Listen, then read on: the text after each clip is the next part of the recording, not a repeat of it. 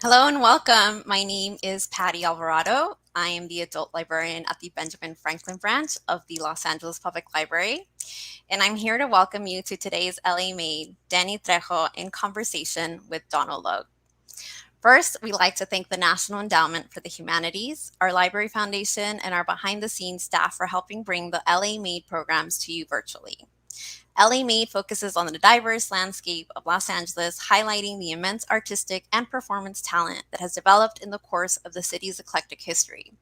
If you'd like to see more of our amazing programs, please visit our online calendar at lapl.org/events. And for our LA Made programs, visit lapl.org/LAMade. Our website also has blog posts and video links that highlight the library's diverse resources and upcoming programs. But now onto today's program.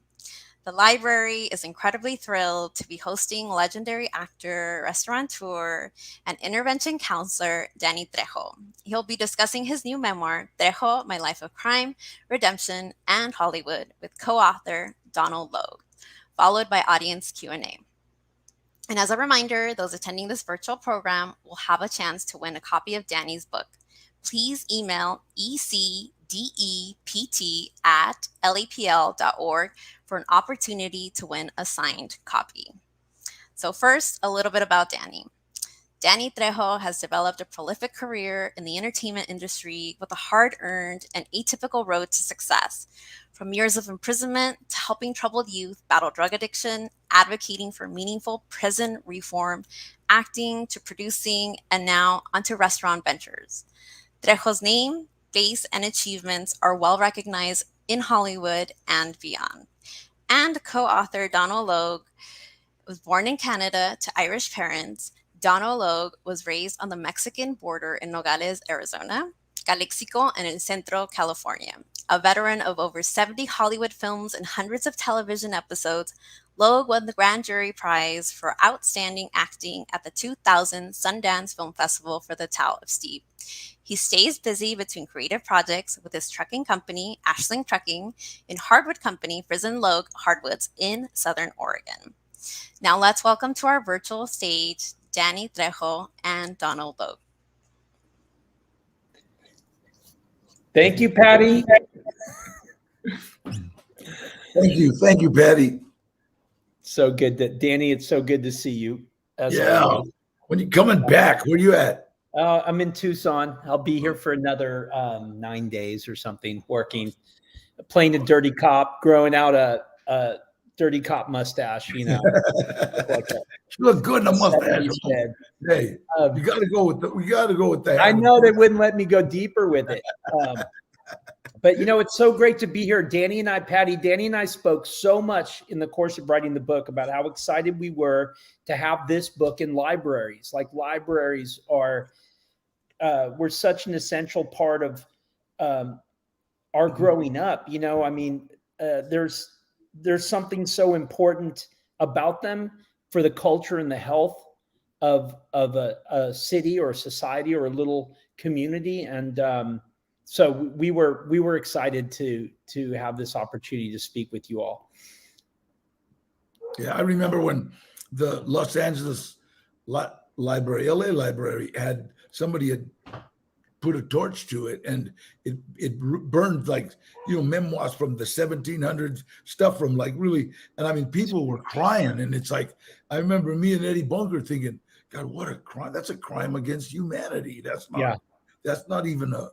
You know, that's a crazy crime because didn't make no money or anything. It's just like just hurting everybody, you know. And knowledge, you know, like the library in Alexandria burned down, and at the time they say that everything we know about Greek culture, the plays and the mathematics and stuff, is just 10% of what was at the Library of Alexandria. We'll never know. But thanks for being here. The journey of this book. One was, it was 77 years in the making of Danny's life, you know. But Danny, the idea of you writing a book about your life wasn't new, was it? It's no. You know what? I went through probably 30 different writers. The people they wanted to do my book, but you know, I would say something like I don't know, that was really good. And they would say prolific. It was just, Yeah. it just didn't, the words just didn't seem right. And I had to find somebody that knew the streets. You know what I mean? People don't have to know prison, but you got to know the streets. And you know, you come on.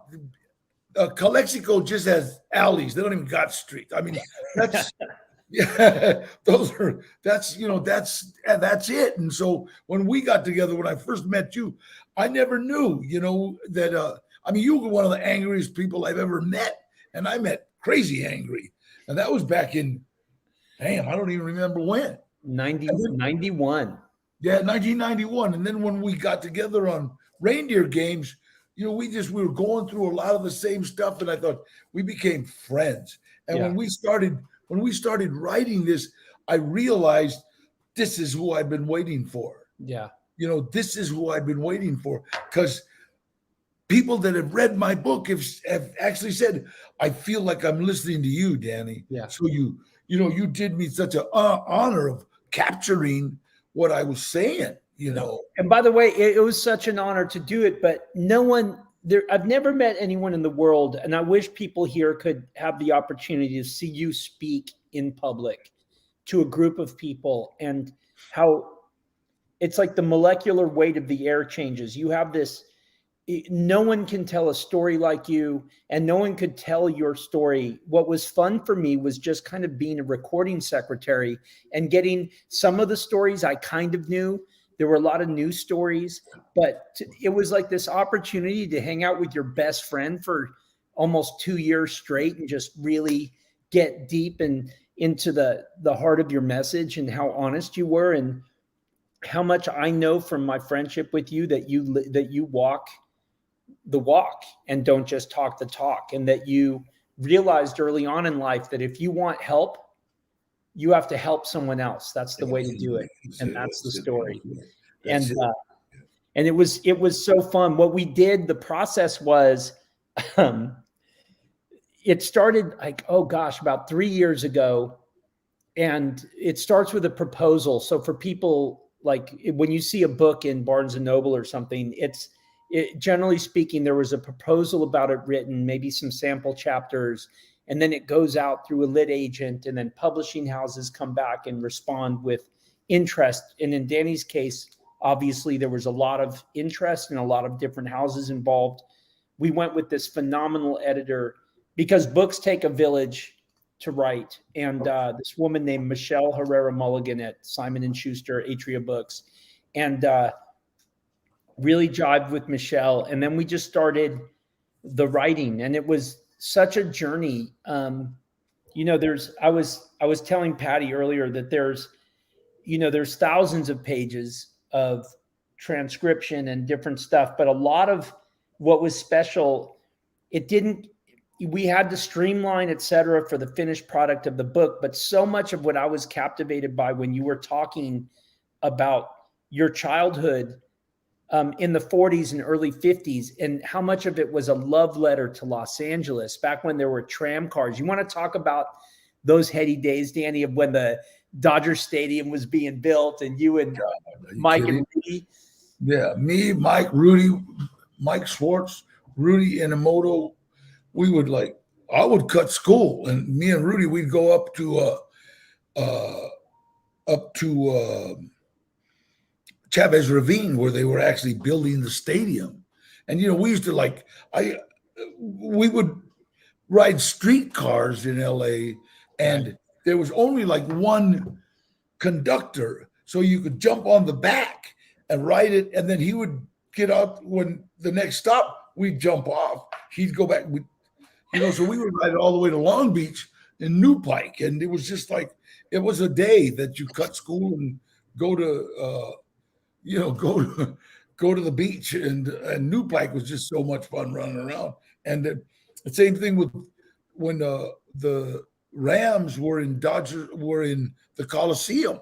Yeah. We used to sneak in the Coliseum in 1957, and watch all the, it was just like walk in with a family, and oh, look, adopted that Mexican kid. And so also, remember, Danny, in the early days of the COVID lockdown, when we were driving around and working on the book, and you were like, this reminds me, because the five was actually built over your grandma and grandpa's house, where you used to live with all your aunts and uncles, right? Right, absolutely. And then it was like driving around in early lockdown was kind of like being in LA back in the 50s, right? When the freeways were empty, and you got to remember, I was running around before when Sepulveda went all the way to the beach. There was no 405, there was no 101, the 5 freeway in 1949, I think, actually covered our house. Wow. And eminent domain, Yeah, they got it. So and it was fun, it was just like with Eddie. With Eddie, it was like a what do you call it? A moment in time. You'd go back, and I loved it. And when we were doing the book, I just relived so much. I don't know. We still got about 1,000 pages. Yeah, there's still a lot. There's still a lot of story to tell. But I love the. I'm so happy with the finished product, and I really hope that people go out there and get it. Trejo, My Life of Crime, Redemption in Hollywood, because it's more of it's such a faith-based, inspirational book, and it's funny, and it's everything. I mean, Danny's life is so stupendous, and his story is so different than people might think, and if they know only the broad strokes. And what I loved about it, Danny, was that the Hollywood stuff was really pretty minimal in the book. It wasn't really, you didn't start acting until you were in your 40s, basically. Yeah. Well, you know what, Donald, the acting for me is just still a what do you call it? It's a platform. Yeah. I'm working with kids, working with drug addicts, working with I just trying to get another young lady out, Rachel Silvas, who's right. And I've known her since we were 14 years old. She's 70 now, and she's been down 28 years, I think. So we're trying to get her. She was one of my uncle's crime partners, and so we're trying she's to in the book. Yeah, exactly. And it's like so unbelievable that from where I came from to where I'm at, it's like it's God sent. I think He made me an actor for that platform, right? Because I'm still, it's like I'm doing the Velorio, which is a Latin American film festival, and they're giving me an award, and then this I'm getting a Lifetime Achievement Award. Yeah. And so I get these awards, but you know what? To me, they just mean that I'm doing, God's work. That's all. Right. I mean, that's it means okay, but what really about the book, I've had so many people, Donald, come over and say, you know what, my dad had an affair with my mom and broke up our whole family, and no one's talked about it. And my God, they want to give you a hug, Right. And it's like, so, people, because we're only as sick as our secrets. Yeah. And people are tormented sometimes because of what their parents did. I wouldn't even know. I never thought I was abused. Right. I never thought, and my dad tried waking me up, choking me is abuse. I thought when my uncle gave me heroin, I thought it was sharing. I didn't know. Yeah. So, but it's like when we were doing it, it's like I learned. So that was also a purging for stuff, and that's why I owe you my life, because, that stuff will make you old, hiding all that stuff. Yeah. And so I thank God I did it. Yeah, I just, and what was unique, and this was something that came out, Patty, in the intro about Los Angeles. Los Angeles is this world capital of culture. It certainly was the capital of cinema, which kind of took over the world culturally for the last century. And there are artists who came from around the world, and it's such a fascinating mix. But here's Danny, like this one, Danny was you know, and it's in the book, Danny, you were born basically as the result of an affair that was taking place during the Zoot Suit riots, Yeah. the birth of the Chicano movement and culture. And to me, it's so fitting that in a way you came into the world that way at that time, and you became arguably one of the absolute representatives of that very specific culture, that Chicano culture that is so unique, and you know that you are this citizen, this in all aspects of LA. You never have strayed from the city. You've never actually lived far from where you grew up, and how much that it really is this new. The book is just this new addition, this new document that goes into the broader thing of LA culture, and that, you know, this one guy who was certainly almost public enemy number one now becomes the voice that greets you when you get out in LAX. And it's like, I bet you didn't see that coming in Soledad, did you? Look at that. Can you see it? Yeah. Oh, that's the Wax Museum. Yeah, Madame Tussauds, you know, and it's like, I can remember when my family was all together and the relatives would come from Texas. And this was back in the 50s. We would go to Grauman's Chinese and we would check the handprints, who would swear, and Yeah, you know, look, and who had little feet, you know, and stuff. And Yeah. and it was, and my wax figure looks over that spot, you know, that Grauman's Chinese Theater. yeah, so it's like, wow, you know, it's like you talk about life, you know, being a big circle. It's like unreal. It's like you know, what I tell kids, you have no idea where this life is going to take you when you give up drugs and alcohol, and education is the key to anything you want to do. You have no idea where you're going. Yeah. You got to take those.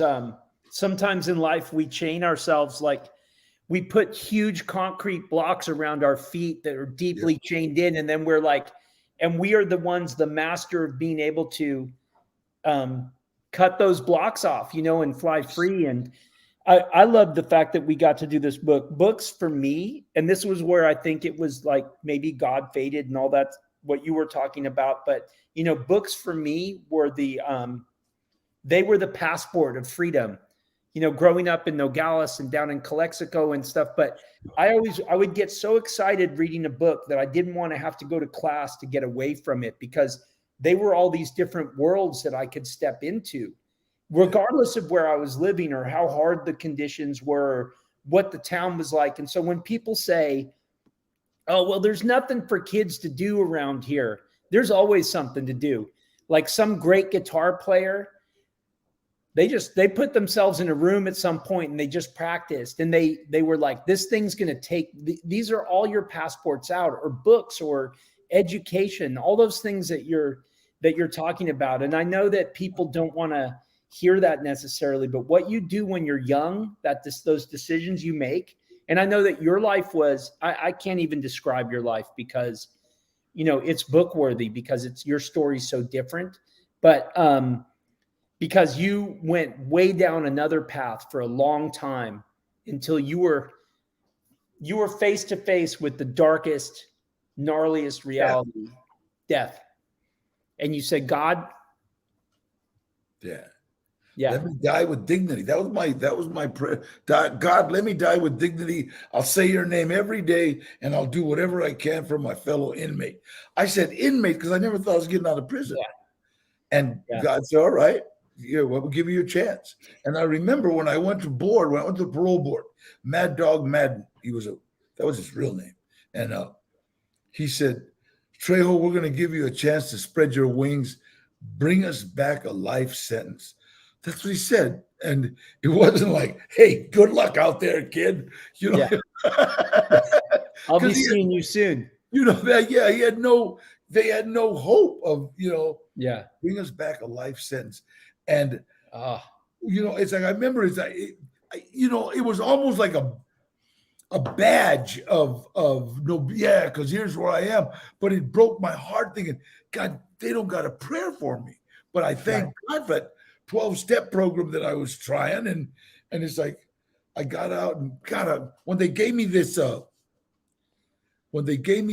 this award for the Madame Trousseau, my sponsor, Johnny Harris, he came over. He was in San Quentin like in the 50s. He came up, gave me a hug, and said, "You know what? Our childhoods were so much alike." And he hugged me, and it was sincere. So it's amazing. Even my sponsor had gone through some of the stuff that I went through. Right. Wow. And we just both hugged, and he's like almost 90 now, and I'm 77, but I don't know. It was like so even beautiful. Yeah. Wow. And just like, what? Thank God we did this, Donald, because a lot of people are getting a lot of freedom out of it. And that's all I've been, right. I guess hope too. And that's what I like doing. I like giving people hope. Yeah.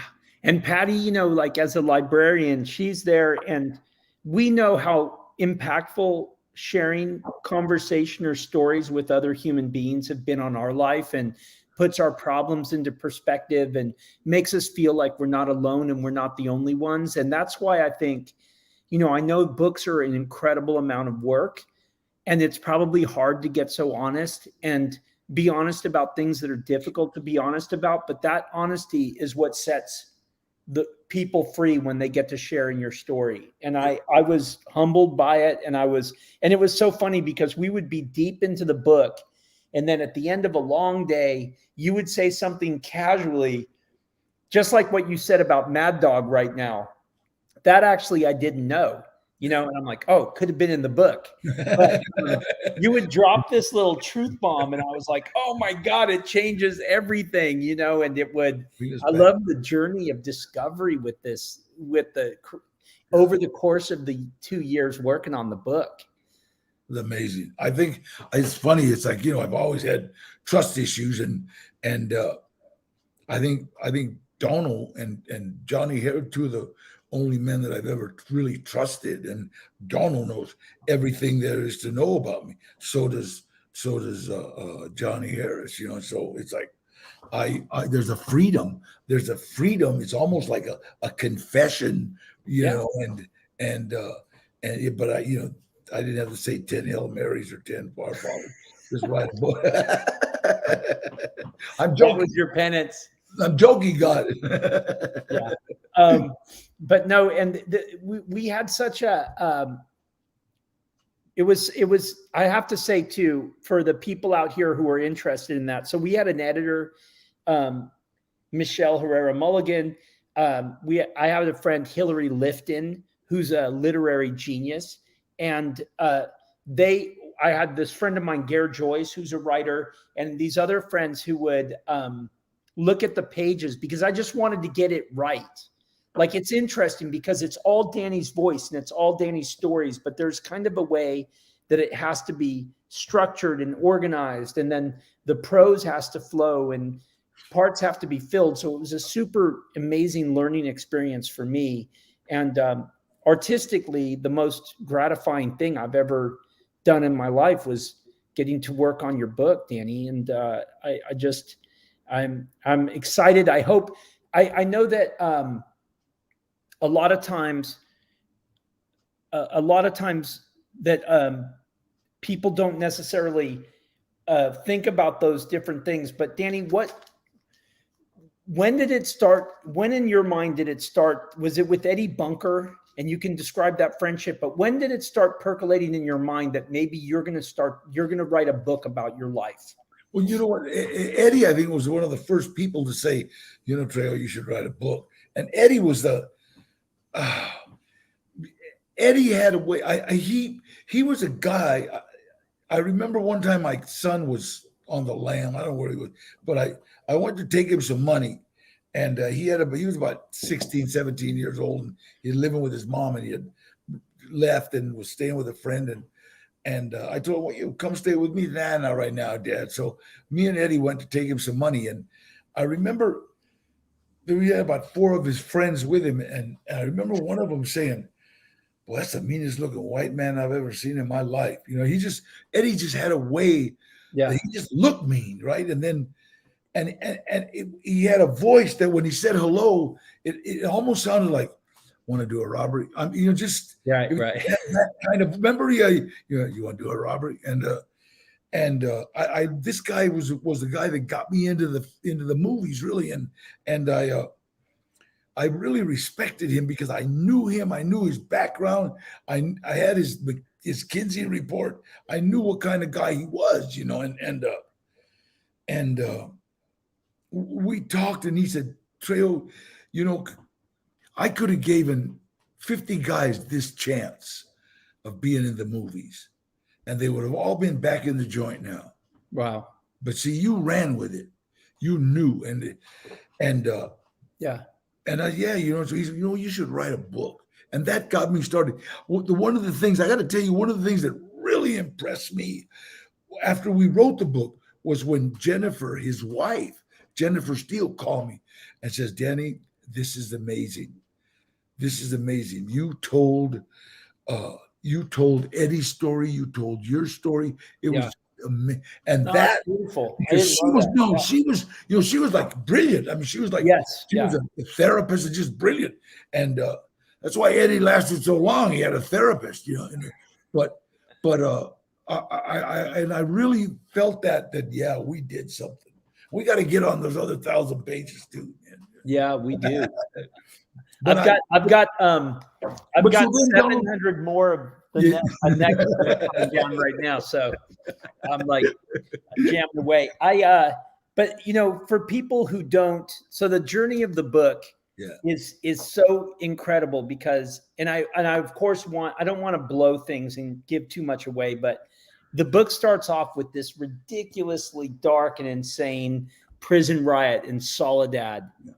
And Cinco de Mayo, 1968. Cinco de Mayo, everybody thinks it means 5th of May, but to a real Mexican, it means get bail money.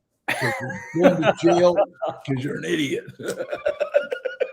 and things went off. And you know, one of the craziest things about the book is, I won't get into too many names or something, but you know, I mean, because I know you so well and because I know how kind you are and how much we laugh and you laugh, but the circumstances of this time and lifestyle were as dark and heavy and violent and crazy as humanly possible. And when I was doing research for the book, so you would say names to me like Carlisi.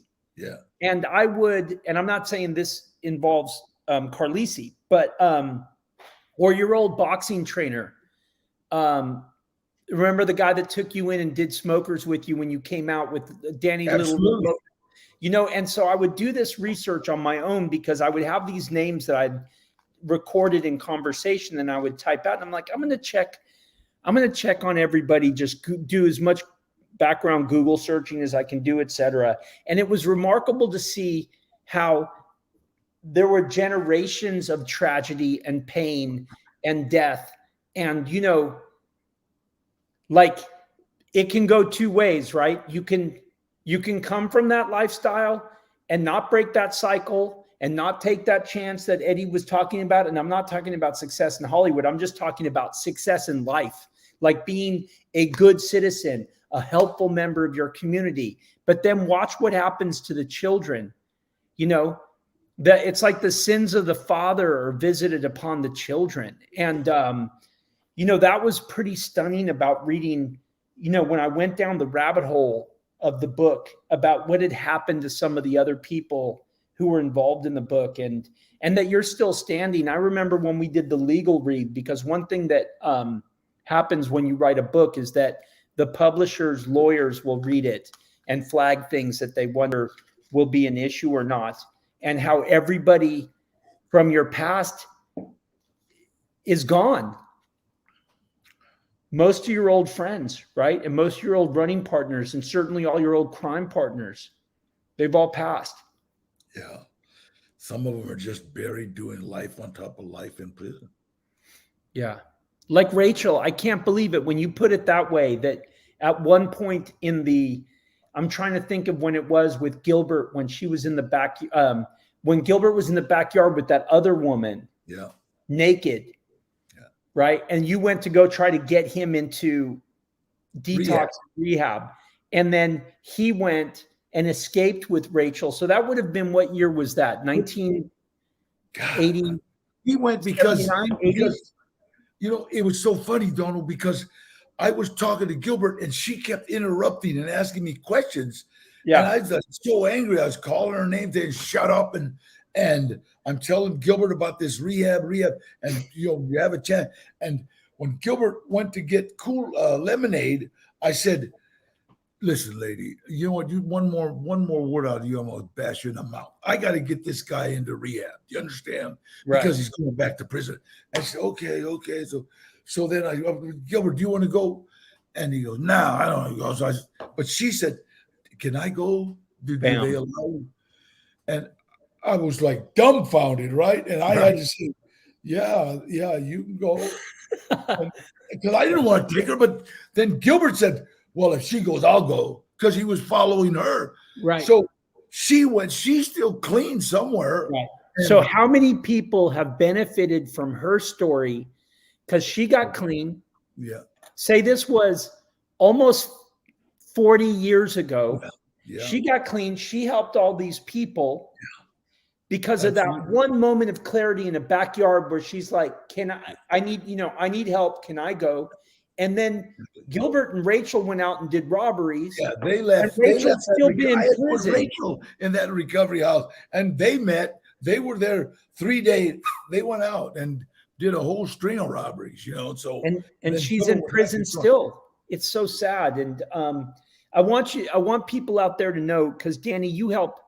I've seen it in my own life. So many people reach out. When Gilbert was in prison, he was giving your name to everybody up in Folsom to be like, if your cousin has a problem with drugs in LA, call Danny. Because you had Western Pacific MedCorps, right? Yeah, exactly. You're involved with Cry Help and Jack over there. Impact, right? And detoxing Western Pacific. I'm still there. So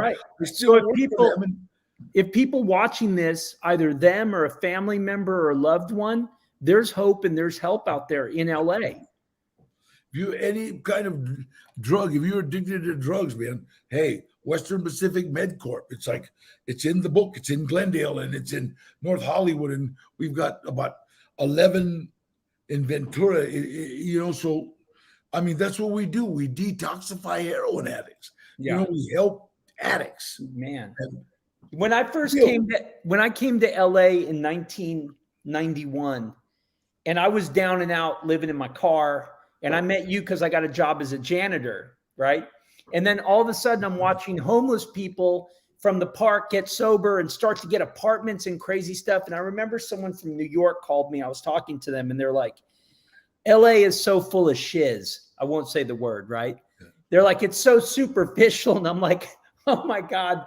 I'm watching all these people change their lives in a meaningful, spiritual way. And when I think of people who write off LA in some weird way as this crazy, superficial place, I'm like, wow, I wish you could have had a taste of my experience with how beautiful it's a place with God knows how many millions of human souls, some trying, some, you know, it's humanity.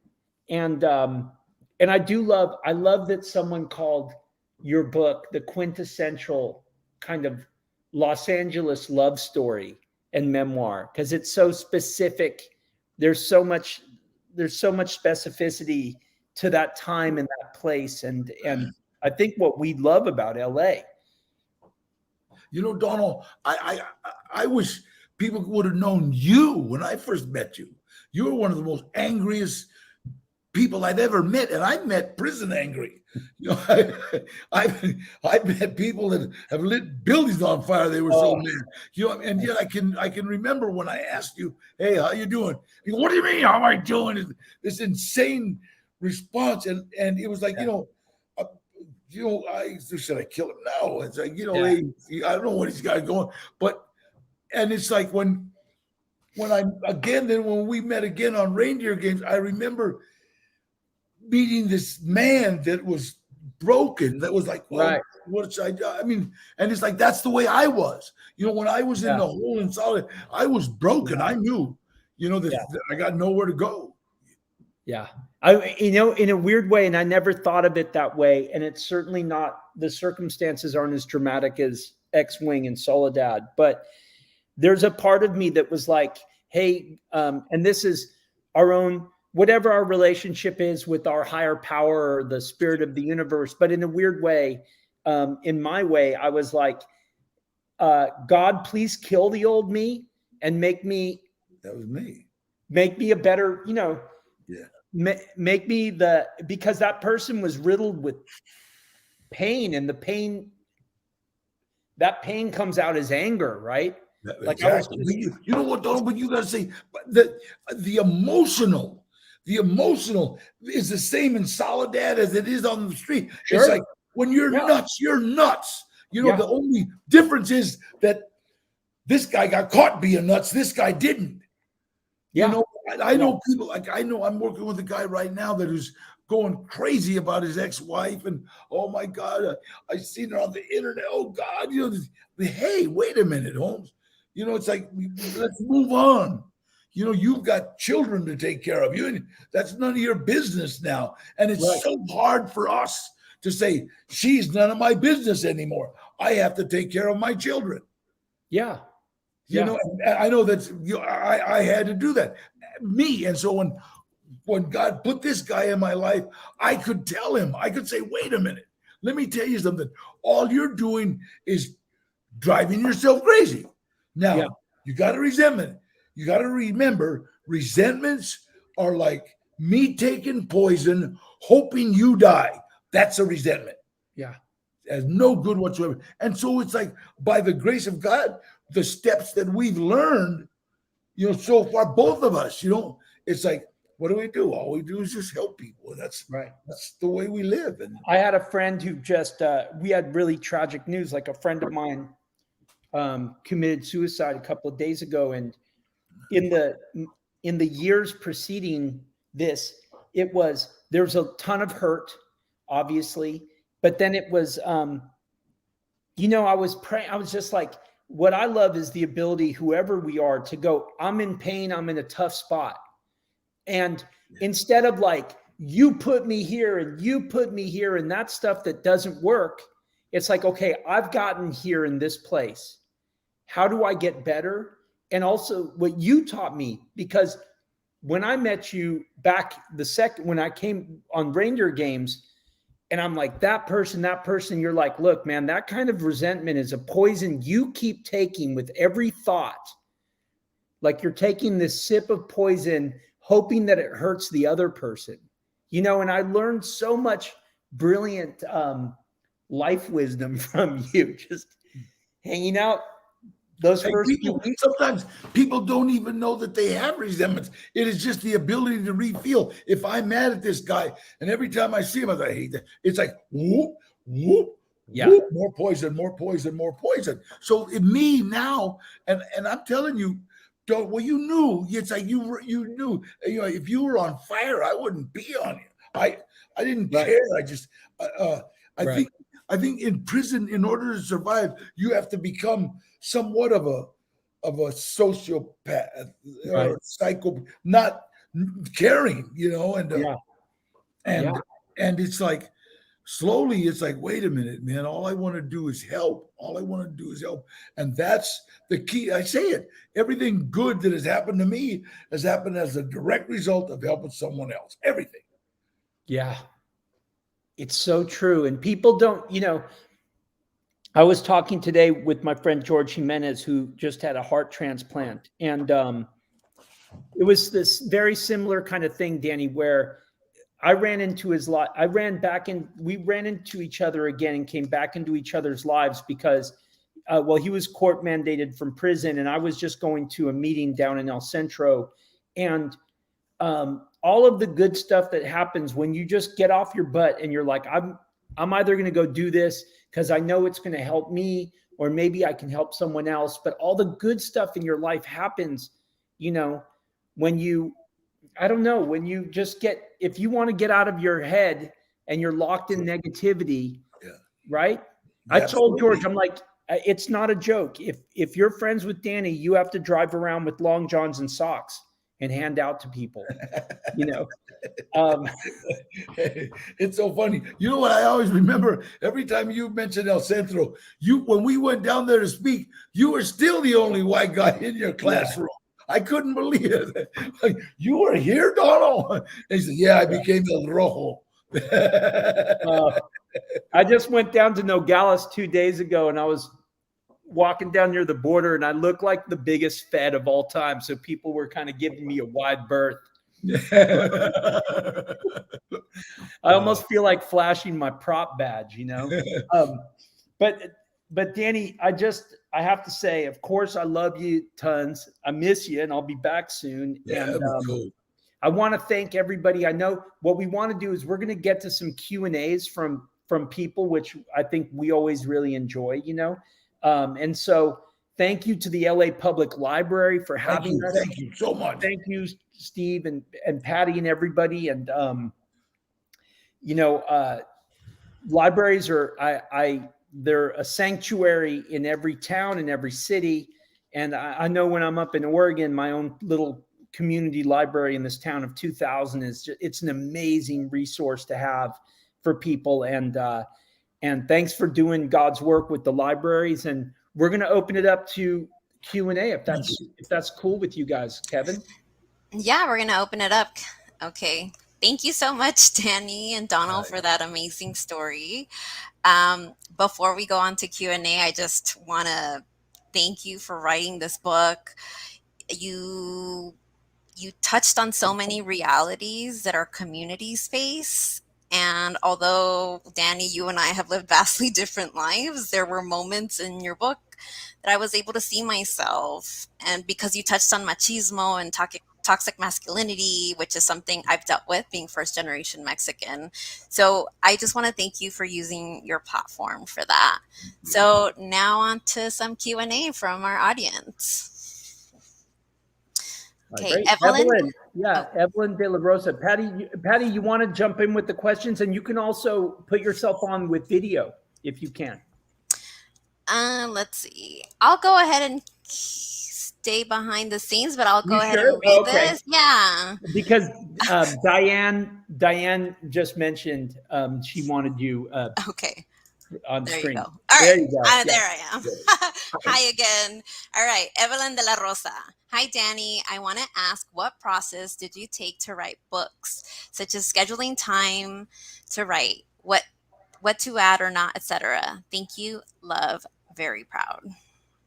Well, I think Donald had a lot to do with that, but he would, you know, it was like an everyday kind of thing. Like show up and hey, let's do this, and sometimes I would be talking to him, and I'd say something, and he'd go, hey, hold it, and then we'd start writing, you know. So it was like we did this like I'd have to say almost every other day, if not every day. You know, we were like always we ran around together, unless. You know, I was working over here, and then we'd talk on the phone, you know, and he would, if I would say something, he would jot it down, and then we'd write about it later. Yeah, it was, you know, and I have to say that I think COVID really was, as horrible as it's been and difficult, it was an opportune time for us because we were, you know, we were like, okay, we're in LA, no one's working, so we're in a bubble, we're in a COVID safe bubble together. And so we would just hang out all the time. And, you know, and a lot of times when people write memoirs with someone else, like maybe that person gets 15 hours of interview and then they go off and they write their book. And that was not the case at all. Like we were, you know, we were joined at the hip for about, you know, certainly a good year and a half of really intense work on the book. But, and thank you was that Evelyn who asked that question? Yes. Evelyn. Yeah. And then the editor, Evelyn, had a huge part to play in how to order it and what could stay and what could go. That's when you have outside eyeballs of a professional variety really helping. Me and Donald passed out food together and passed out different what do you call it? Hygiene stuff. Yeah, go You to know, for the homeless. And so we did that together, and we were still always talking about, you know, what yeah. we. And in fact, Danny, when we were going to Herb Wesson's Yeah. community center to pass out food that day, I when I went to your house and Sal was there and Mario was making breakfast before we went, and I was like, this is which it actually is. This is the end of the book. Yeah. That day, the day before your birthday, the day that we went and we're driving down the freeways, and it became this poetic, you know, it became the poetic little chapter at the end of the book. And so, you know, the process was fascinating, fun for me. Sorry, we should go. Sorry, go ahead, Danny. Well, I told you everything good that has happened to me has happened as a direct result of helping someone else. Sal, who was a friend of mine that I knew in San Quentin, he works for me now. He's been out 4 years. That's longer than he's been out since he was like 9. And Mario, I met Mario in San Quentin in 1991 when I was doing Blood In, Blood Out. He was an inmate, you know, and what is it, 40, 50 years later, he saved my son's life. Wow. You know, so it's like everything good. Yeah. I can't even, there's good, every miracle. Because here's a guy that I helped in 1991. And, you know, 50 years later or whatever, he saves my son's life.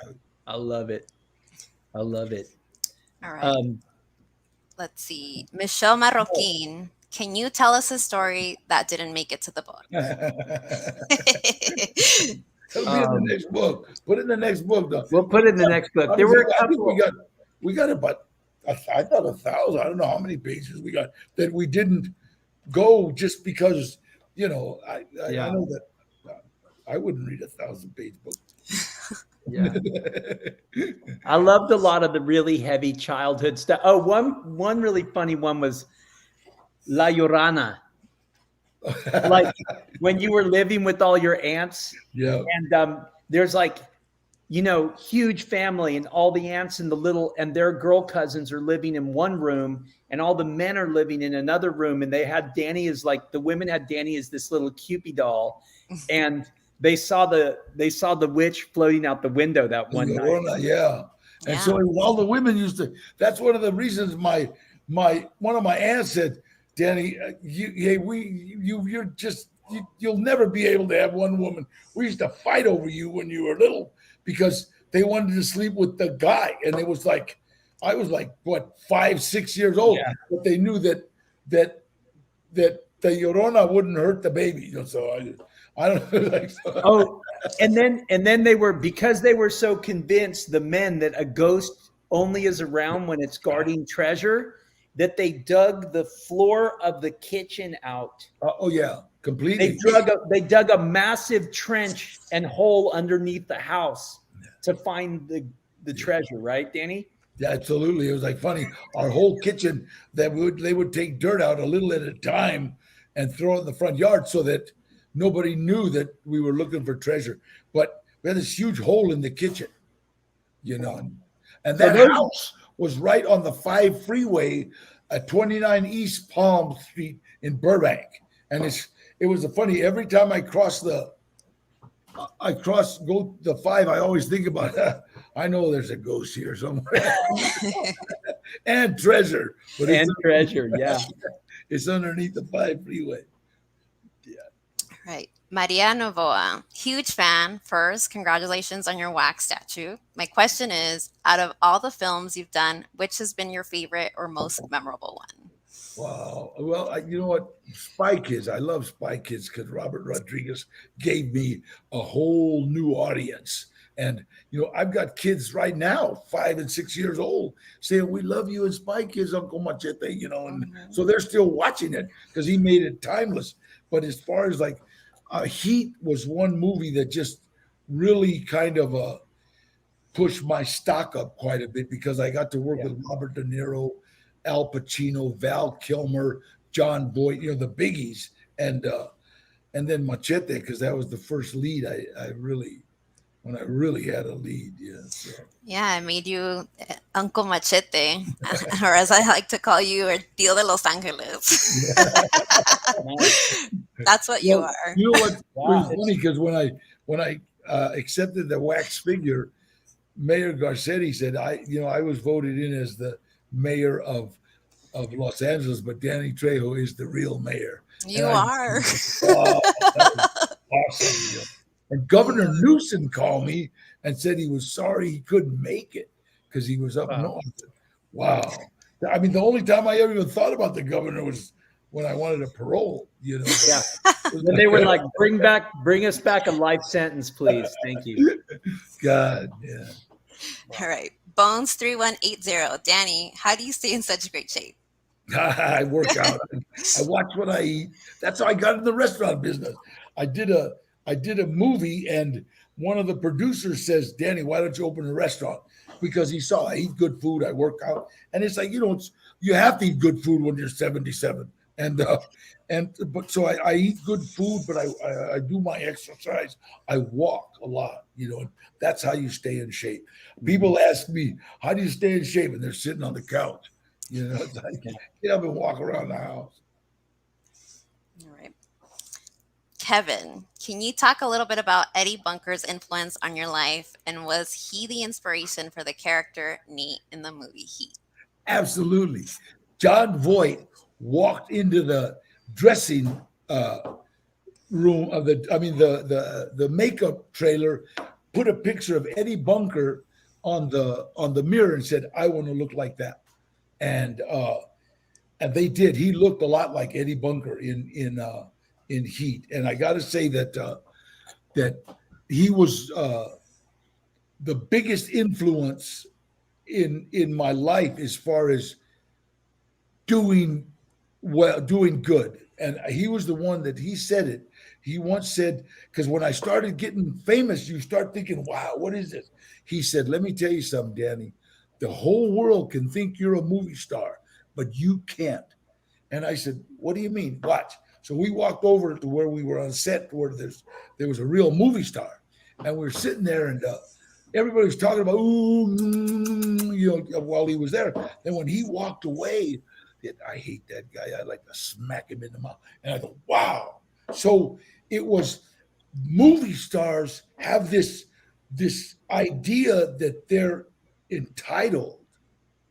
They think everybody's supposed to go get them a latte. I didn't know what a latte was till I got in the movies.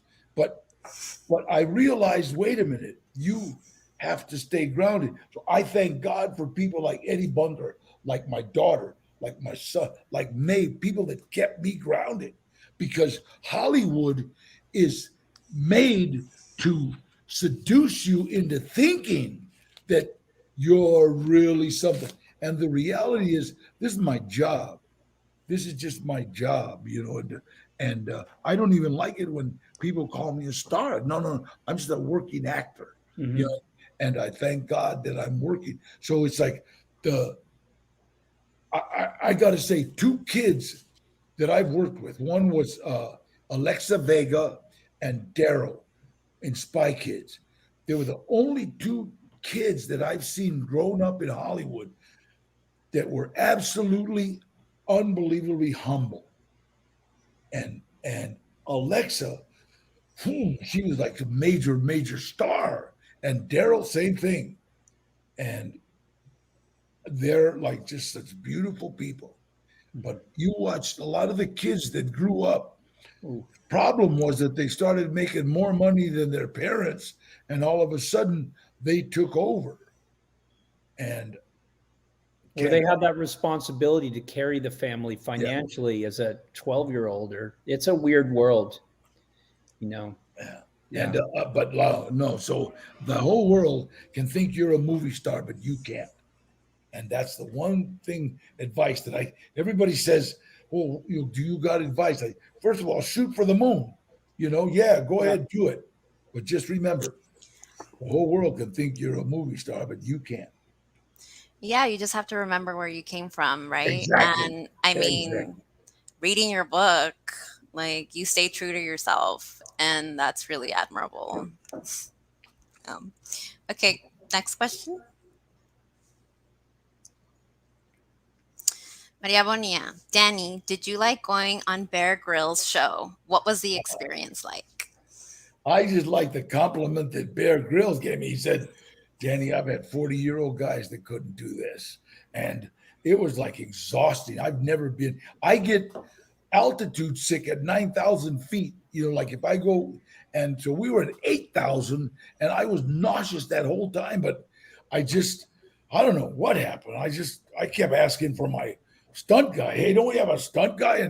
And it was just I think I challenged myself, and I think I was proud of myself when I finished that thing. But I think Bear Grylls is an unbelievable human being, and he's in great shape.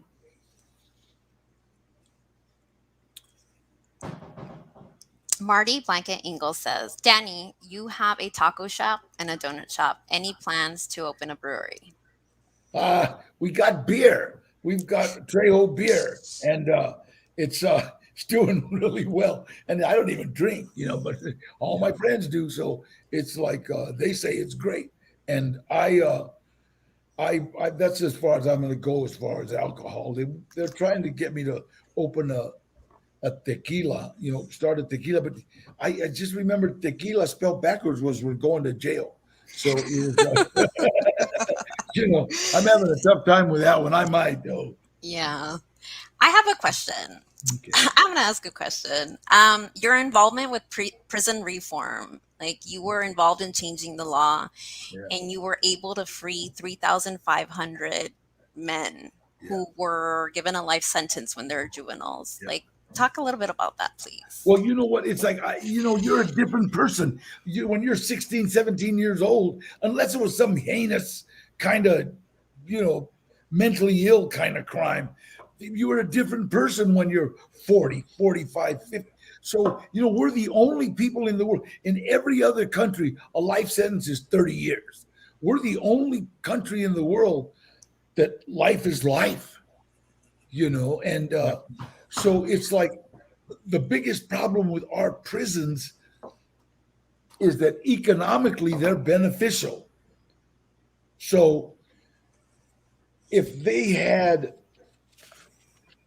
was a business and it had 70% failure rate, we would close that business.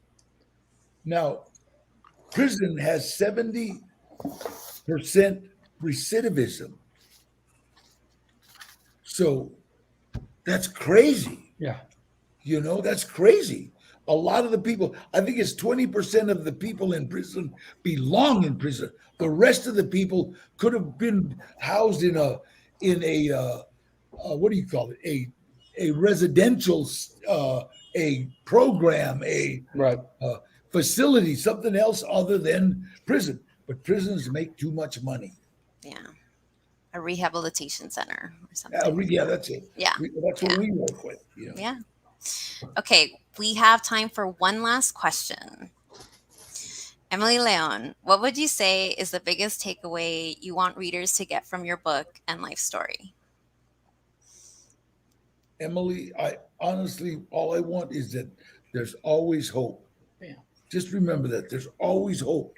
And it's like, I don't care how far down the hole you've gone. It's like, there's always hope. I was headed for the gas chamber. They thought it was going to gas me. And it's like, wait a minute, with all the potential, everybody I said, what happened? And it's like, I said it, dear Heavenly Father, let me die with dignity. And it's like, you know what? It's like he said, all right, let me give you this chance. And I've said his name every day, and I've done whatever I can for my fellow man. Everything I try to do, no matter what.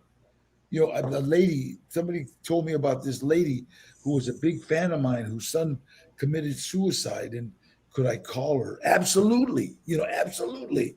You know what I mean? What is that? Just, hello, Danny Trejo, I'm really sorry. And if that can make somebody feel good, if it's not going to help her with the loss of her son, but if it can make her feel good, awesome. Do you understand? And it's like, and that's all. I mean, just hope. Just hope. Remember, it's like there's always hope if you're looking in the right place. Well, Danny and Donald, this concludes our conversation. Thank you so much for sharing your story with us and for loving and repping LA, because some people don't have a positive experience in LA. So this concludes our program. Thank you so much for your Thank you. time. Thank you, and God bless. Donald, I love you, Donald. Love you too, I love Danny. all you people. Thank you so much. And hey, don't forget, get your library card. Yeah, get your library card. And the relationship that both of you have is very sweet and tender. I just want to say that. Thank I you, really buddy. enjoyed hearing Donald talk about Danny and how Danny has your back. Yeah, he does. Oh God. He's got my back too. Yeah, it's really beautiful. You both of you have a beautiful relationship. God bless So, you. Thank you. so much. all right. So, well, that concludes our program. Thank you so much for joining us for today's LA Made program. And remember to check out the library's online calendar at lapl.org/events. And don't forget to check out our next amazing LA Made program on Thursday, November 18th, Rethinking Wines, a culture of flavor and feel with wine reviewer Elaine Chukan Brown. Drawing upon her own background as an Inuk woman, Elaine Chukan Brown, one of the few Indigenous wine reviewers in America, will show how honoring and respecting our cultural differences can help us enjoy a greater appreciation of our own lives, including the rich flavor and feel offered by both food and wine. Until next time, we truly appreciate you. The success of LA Made and all of our library programs could not happen without viewers like you. Thank you.